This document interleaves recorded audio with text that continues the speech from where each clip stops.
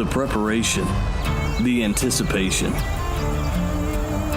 the suspense, the season, it's gonna pay off. I work a 40-hour week, hands gloved and my back sore.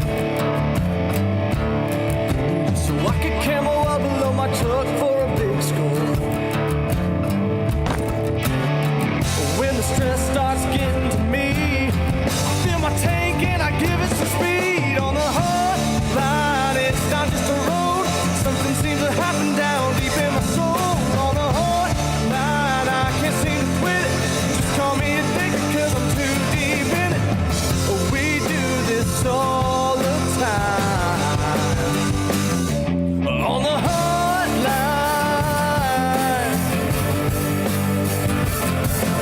it's all for a feeling that we're chasing the moonlight. It's here, boys. It's time. When the sun comes up, you can see the outline. I think he's a pig. My bow shakes as I take a breath. My arrow flies and you know what's next. On the Huntline, it's not just a road. Something seems to happen down deep in my soul. On the Huntline, I can't seem to quit it. Just call me addicted 'cause I'm too deep in it. We do this all the time. Oh man, what a weekend. On the Huntline.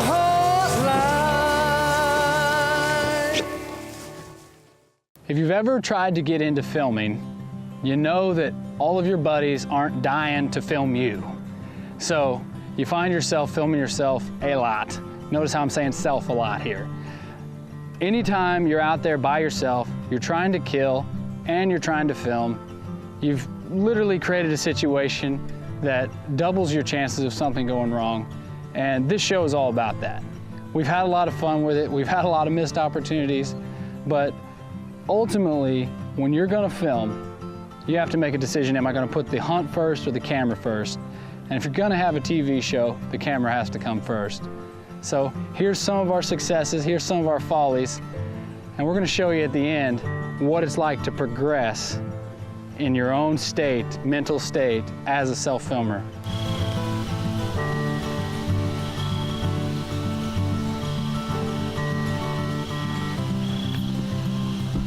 Self-filming, it's a struggle, whatever you want to say. It's tough.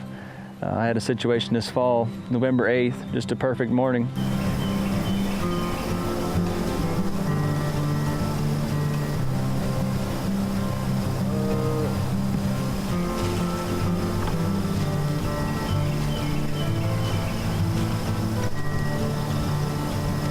We've been covered up with deer ever since daylight. I just finally got everything set up, but they're really moving good this morning. Got high hopes. We're in my favorite spot with the perfect wind, so just gotta put our time. We're gonna sit here as long as we can, see what happens. But we got a south wind in my face here. We got a big pasture to the south and a big cornfield to the north where the deer are at. They're gonna work up this ridge, kind of to bedding areas on both sides. So we're just hoping to catch a buck following the doe from the corn, or catch one cruising back and forth between the bedding areas. So, like I said, we've already seen 6 of them this morning before daylight, so hoping it's gonna be a good morning.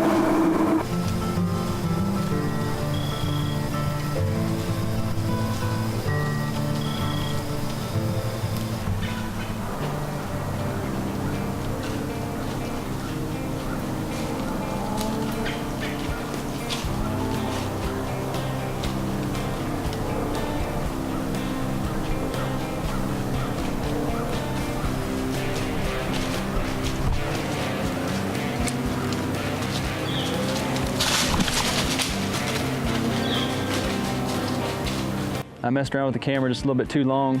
He got too close. He busted me on the draw. Hops out of frame. He's the best buck I'm gonna kill with a bow in a long time, so I went ahead and took a shot. I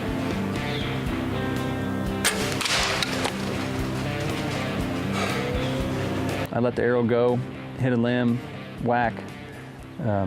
He gets away. I mean, chalk that one up to self-filming. If I'd had a cameraman there, I'd have had him dead to rights at 10 yards. When we first started, we found ourselves wanting to just videotape and then shoot the deer, even if it was outside the frame. But as we progressed, we found to come that filming and producing became more important to us. So we always made sure that we at least had the deer in the frame when we shot it, or sometimes we didn't get a shot at all. But when it all comes together and you're by yourself and you kill a nice deer on camera, it's very rewarding. We do this all the time on the Huntline.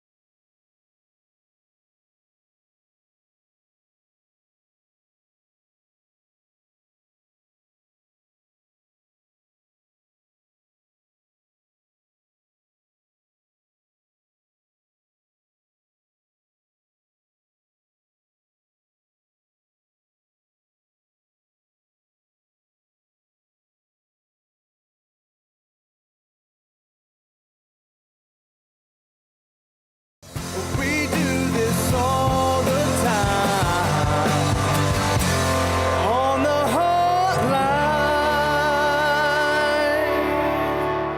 Huntline TV is brought to you by Beck Motors, Diamond R Equipment, Legends Bank, Huntline Dental Group, Carved in Stone, Rehagen, Wanzing Small Engine,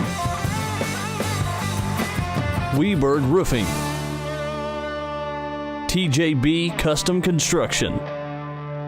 Production for Huntline TV is provided by Deep Fork Productions.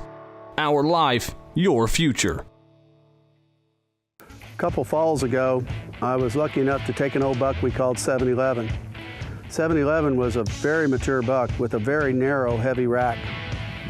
I self-filmed myself on some pretty open ground. It was a good hunt. I really enjoyed it. It was warm and windy that day, but as far as the filming goes, I just wasn't too satisfied with it. I know there's always room for improvement, but I needed a lot of improvement.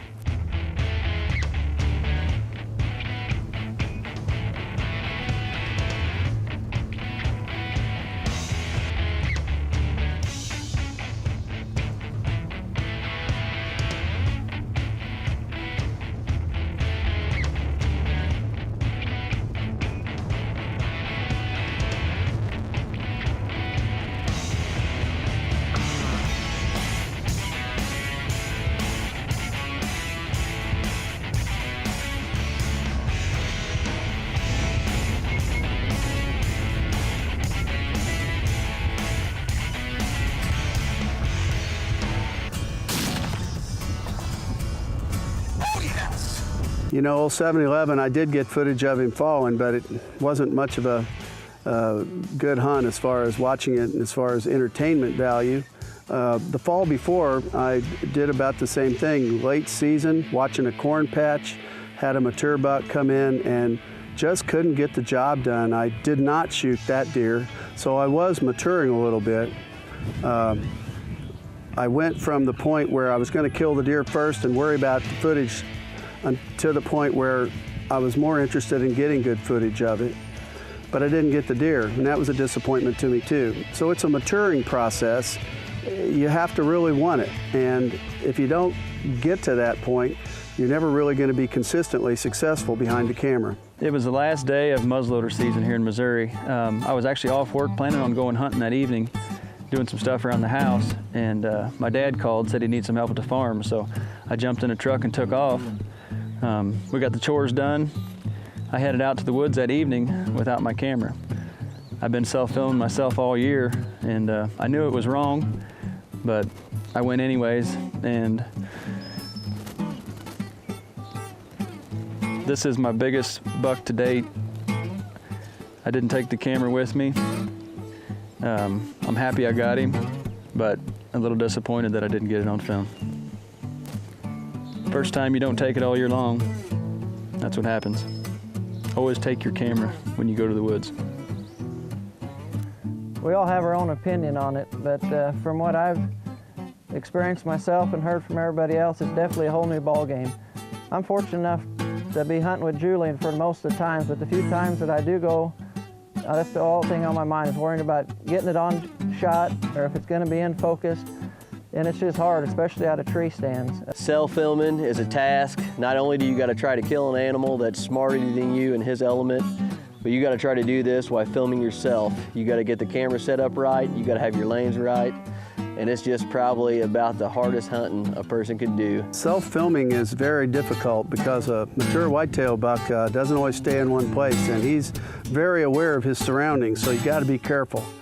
And to kill him is fine, but anymore, it just isn't enough. I have begun to desire the footage of him as much as Sam, and that's saying something. It didn't happen overnight. I was perfectly happy to kill the deer and maybe get footage of it earlier, and now I'm really not. I'm almost to the point where, hey, I want to get it on film or I'm not going to shoot him. We do this all the time on the Huntline.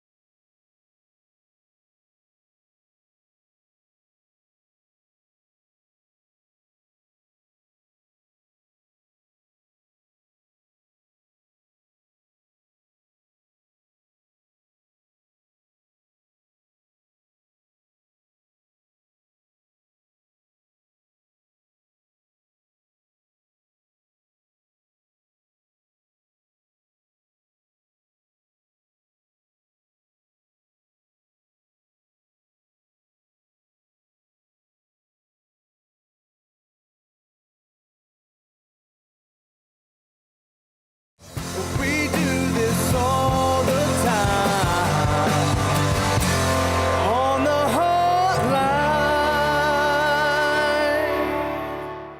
Huntline. The end of the season is drawing near by the time January gets here, and it kind of sends a sense of urgency through me. I know it's going to be a long wait before I get my bow back in my hand. My shoulder's getting gimpy again, so I'm back with the crossbow. I've shot it a lot though, and I've built a lot of confidence with it. So here I am, first week of January, freezing my hind end off on a Sunday evening. It's windy, it's rainy, it threw sleet at me, it snowed heavily, and all this is going on, I'm sitting there freezing in a tree, getting wet.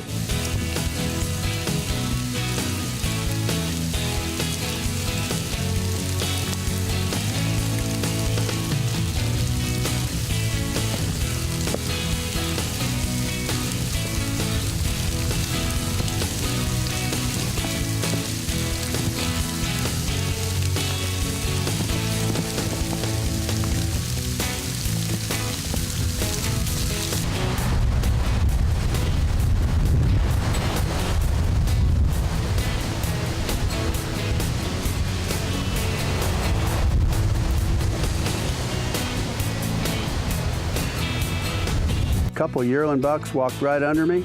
Wasn't long before a nice 3-year-old or probably even a 4-year-old 8-pointer walked under me.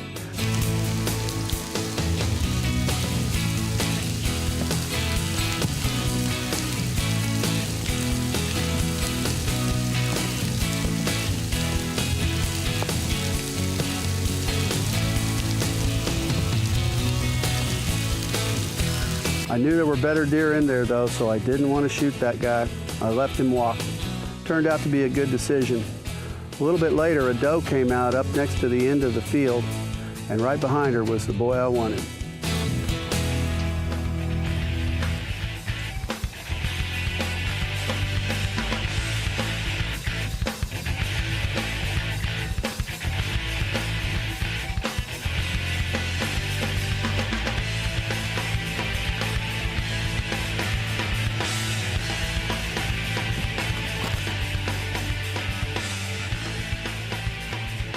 This gets us back to the filming part of it, because I did have a second camera angle with the GoPro this time, and I was determined to get good footage of it or not shoot it.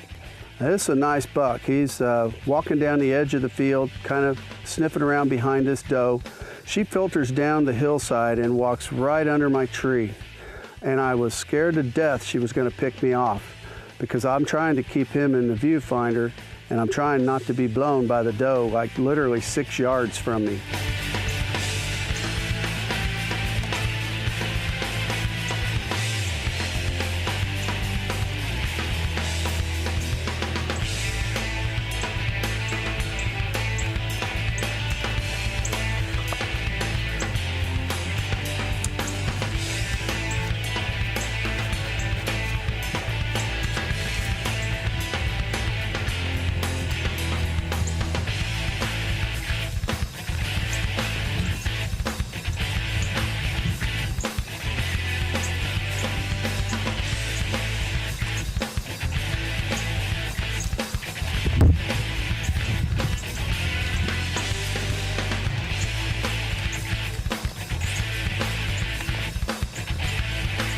But as he came down towards me, I was able to adjust my camera angle twice before I took the shot. I made darn sure I had him where I wanted him before I pulled the trigger.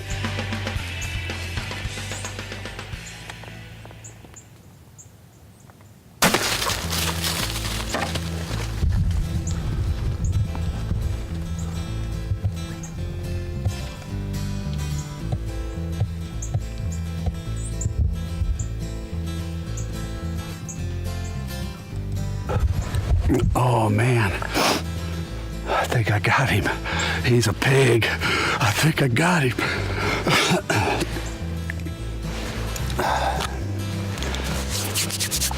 Holy crap, I think I got him, and he's a pig. Goodness gracious. About froze to death.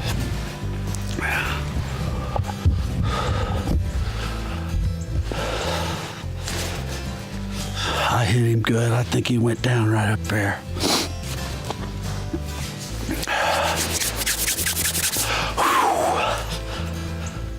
I'm wet, I'm cold, and I think I just killed a heck of a buck. Goodness gracious. I bet he wasn't 8 yards.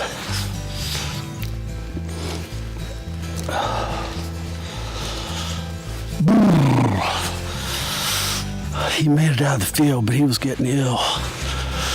Hot diggity. I sat through a snowstorm and a rainstorm. Passed up about 135-inch 8. And I believe it was worthwhile. I just shot a monster. He's a good one. Oh, I'm freezing. I'm gonna have to warm up a little before I get out of this tree. I'm about to freeze to death. We do this all the time on the Huntline.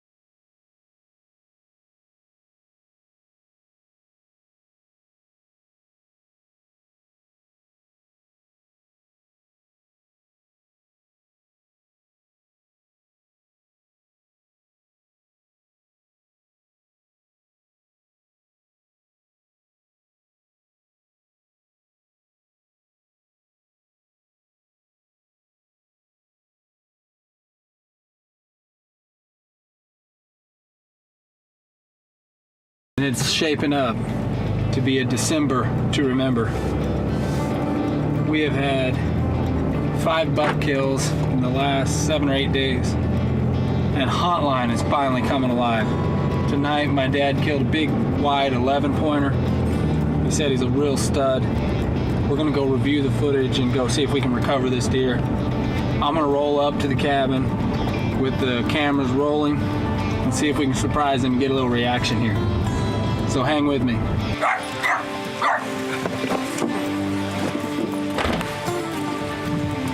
Hey, I think we got a good buck down. Awesome. Made me a fire in the fireplace and been sitting in here watching my video. I had my crossbow sitting on the seat of the cameraman stand, just laying there. Shoot, he is close. He's 8 yards when I shot him.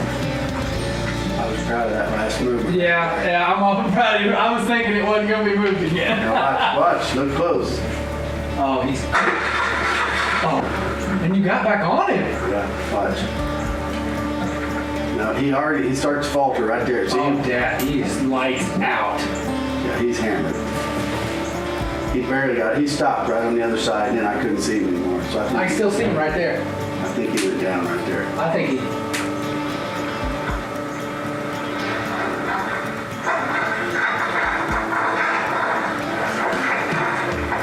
Oh, that's a great job self-filming. Yeah.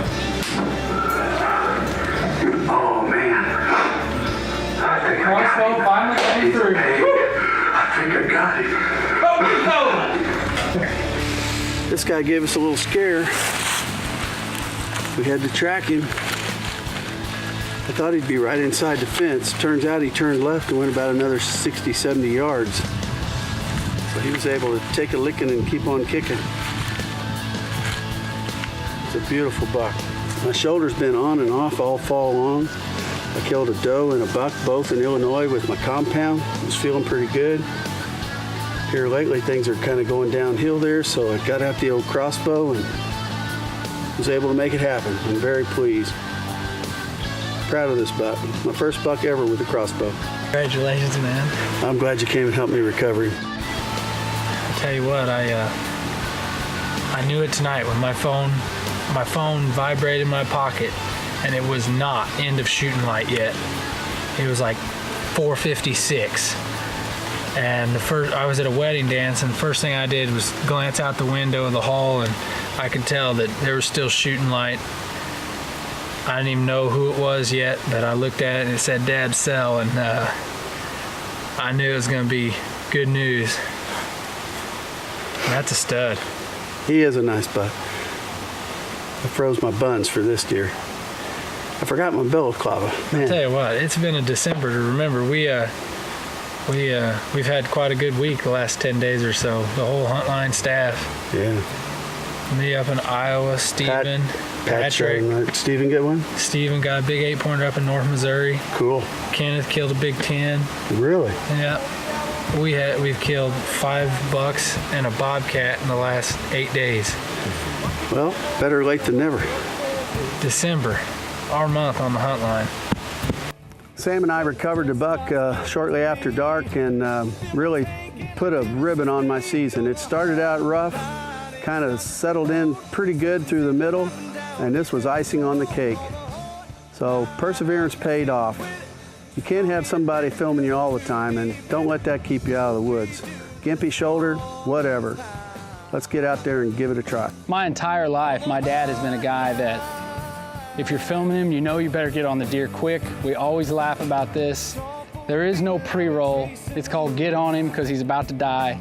And, you know, he's the guy that grew up when we didn't have any deer in Missouri, and anytime he gets an opportunity, he wants to capitalize on it. And throughout our show, over the last few seasons, I've really been able to see him grow as a filmer. And I'm really proud of him because it's something that you really do have to sacrifice for. And this past year, to be able to film your own hunt with 2 camera angles, pull it all together with a bow on a mature buck in Missouri, just a great hunt. Congrats, Dad. I'm proud of you. Thanks for putting together a good show for us. A rage through the cage at 8 yards. It's hard to run with that. If Sam ever caught me shooting a deer not on film, I'd probably be out of the Huntline, I guess, but. Self-filming, you know, we've all tried to do it, and it's tough. Really helped the habitat. Our spirits. Let me start over. Closed captioning for Huntline TV is brought to you by TJB Construction.